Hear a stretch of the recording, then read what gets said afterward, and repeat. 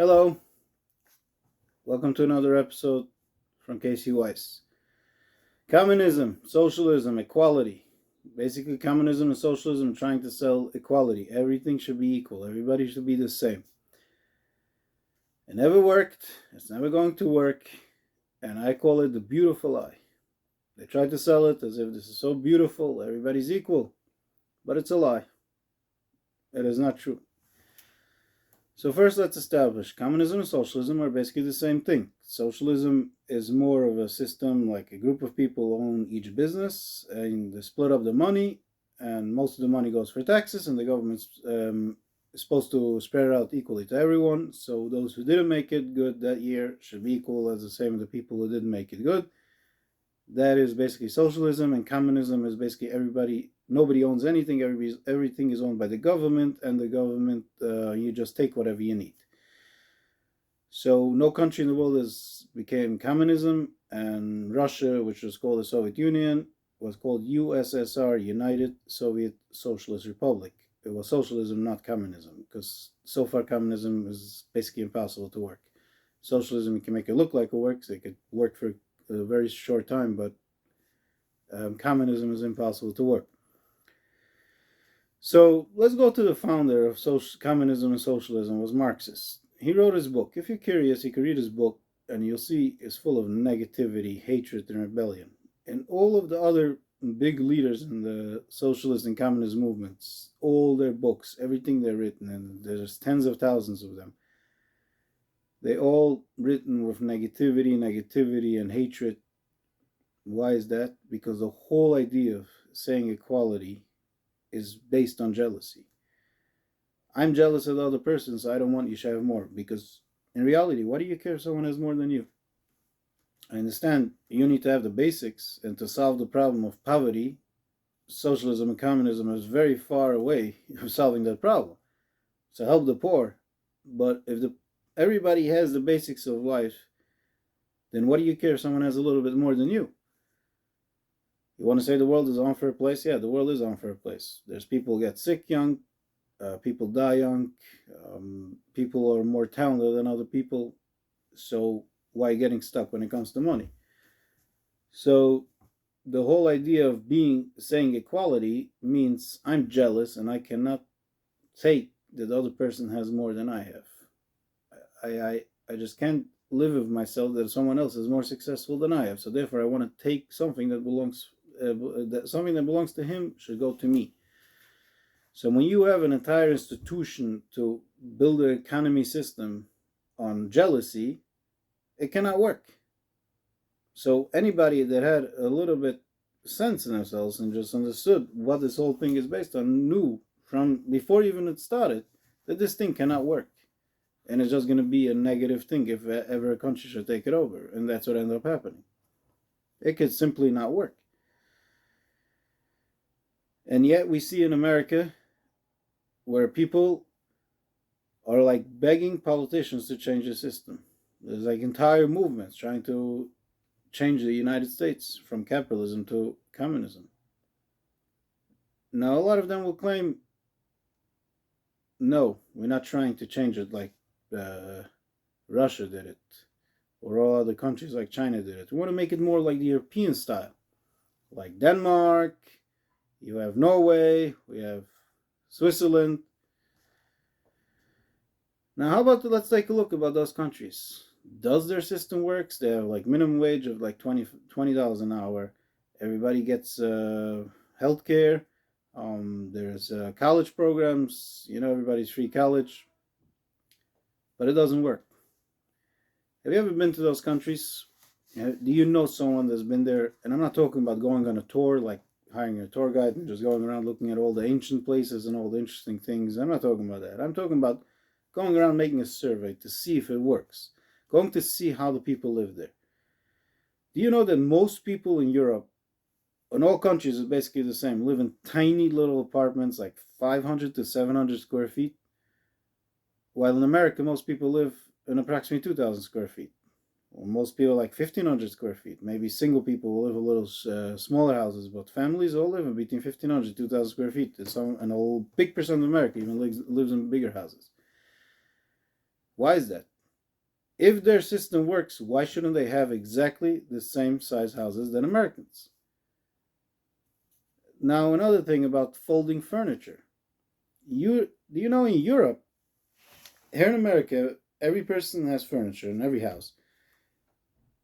In Europe, there exists this thing of you have a wall where you put you have like this big furniture piece. You open it up, your bed comes out. You close it up this way, you open it the other way, and then the couch comes out. And then there's a bunk bed, and then there's a small little table and a few chairs coming out this way from there, and it's all one closet. So if you fold out of everything, you have nothing more than a nice piece of furniture on the wall. It looks like a closet or whatever design it looks like, and it brings you a lot of space. Here in America, if you look for it, you can find it, but who in America has this kind of furniture? In Europe, this is standard. Why is this standard in Europe? Because people live in tiny apartments. In America, people don't live in tiny apartments. Do you know that 80% of Europe, based on studies that I've researched, though 80% of Europe don't have air conditioning? You know, people, I've heard it from a couple of people who've been to a few European cities, so-called Paris, Berlin, all those big countries in Europe, big cities in Europe. And they went to hotels, supposed to be 3-star, 4-star hotels, and there was no air conditioning. They told them, yeah, air conditioning is only in a 5-star hotel. So I heard more than one person. And I did studies online, and I saw that most Europeans don't have air conditioning. There's like not a standard thing, even in term of luxury, to be air conditioning in a building. You know why? Because it costs a lot of money to buy the air conditioning, and it costs a lot of money to keep it running. Now you have Norway, Sweden, and Finland. Those are cold countries, but most of Europe, the rest of Europe, all have almost like America, like New York, Ohio, whatever. I'm talking about more the northern part of America, which is 6 months winter, 6 months summer. Most of Europe is like that. And it gets very hot. It gets brutally hot. When it's over here 80, it's over there 80. It's over here, it gets 100, over there it gets 100. Like once a year, it's going to be one day, it's going to be 100 in most of Europe. And they don't have air conditioning. Because it costs a lot of money, and they don't have money. And the reason why it costs so much money, because most of the money goes for taxes, because that taxes pays everyone, it pays all the programs that the government gives you. So it's like you're giving the government money that you end up taking, and then some money comes in from the rich to assist the rest of it, and you're living a very poor life. Most of Europe don't even have cars. So you want to tell me that the system works, and yet I see that the people live over there a very poor life, versus in America, the poor people, everybody has a car. Person is married, they have usually 2 cars. I mean, most Americans have cars. People live in nice big apartments in America. Like if a person lives in 1,000 square feet house, like some people even live in this trailer parks. Most of them are like the minimum 1,000 square feet. I mean, you could buy a small one, but most of them are approximately 1,000 to 1,200 square feet. So the person living in the trailer park, which is supposed to be the poor section in America, end up living more luxury than the person living in the middle class living in Europe. Everybody has air conditioning. I've been to hotels there in America. The floor was shaking. I was like almost afraid. I walked out of the hotel because I was so afraid to be in there. It seems like the whole building is collapsing. They had very good working air conditioning because that's America. It's standard of America. And then in Europe, they don't have any of those. So does it work? No, it doesn't work. So why come you telling me it does work? Because you're a liar. I mean, not you. The person who sells it is a liar. Because the human nature is when you go to work, you're going to go to work only if you see you could get something out of it. Now, if a person goes down to the ground and picks up, digs out minerals like gold, silver, copper, all that stuff, they do it because they know I could sell it to a profit. A person opens up a factory. I'm gonna sew clothing. I'm gonna make mattresses. I'm gonna make doorknobs, whatever it should be. It's all done because I'm gonna make a profit of it. Now, the minute you tell me I'm gonna get money anyways, and I'm able to support myself, why bother working? Why bother with it? Now, let's say some people like to feel productive. You can't just go all day and do nothing. Okay, so work the minimum. Or why do I need to care that the thing has to be done right? So therefore, it cannot work. So anytime the government comes and steps in and gives a lot of money to people, like all those European countries who do that, then people stop working, and the whole system collapses eventually. Now, when you come and tell me about the few countries who kind of looks like work, did you realize that the people come and say that, like Denmark, Norway, Switzerland, they're always going to bring those small countries with small populations. Why is that? If you want to claim to me that this system works, bring me a big country. Bring me a country like France, like Germany. You bring a country like Switzerland. They have 7 million people. Denmark has like 5 million people.